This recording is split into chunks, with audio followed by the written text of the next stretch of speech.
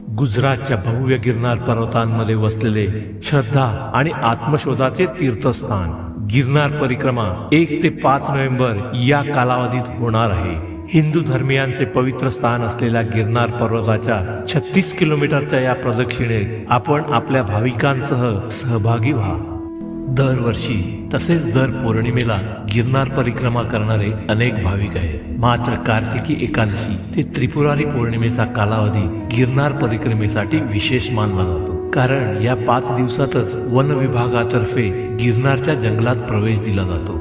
जवळजवळ 38 किलोमीटरची परिक्रमा पूर्ण करून 10,000 पायऱ्यांचा टप्पा पार करून दत्तभक्त गुरु शिखराचे दर्शन घेतात. या 5 दिवसात भगवान शंकर पार्वती मातेसह गिरनार पर्वतावर निवासासाठी येतात असेही म्हटले जाते.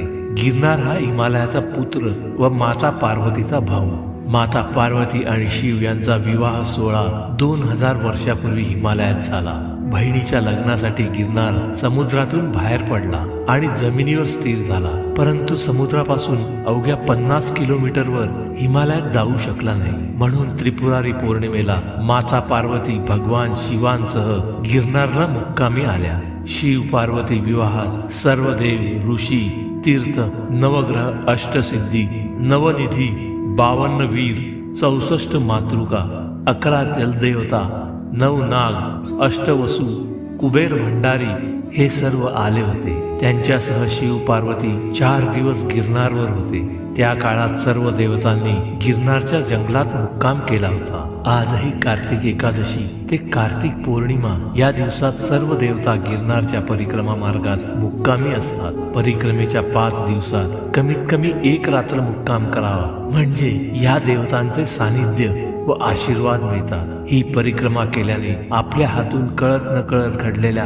अनेक पापांची मुक्ती मिळते. त्यामुळे प्रचंड संख्येने भक्त मंडळी ही परिक्रमा करतात. गिरनारच्या भोवती पूर्ण जंगल आहे. या परिसरात वाघ, सिंहाचा वावर जास्त असतो.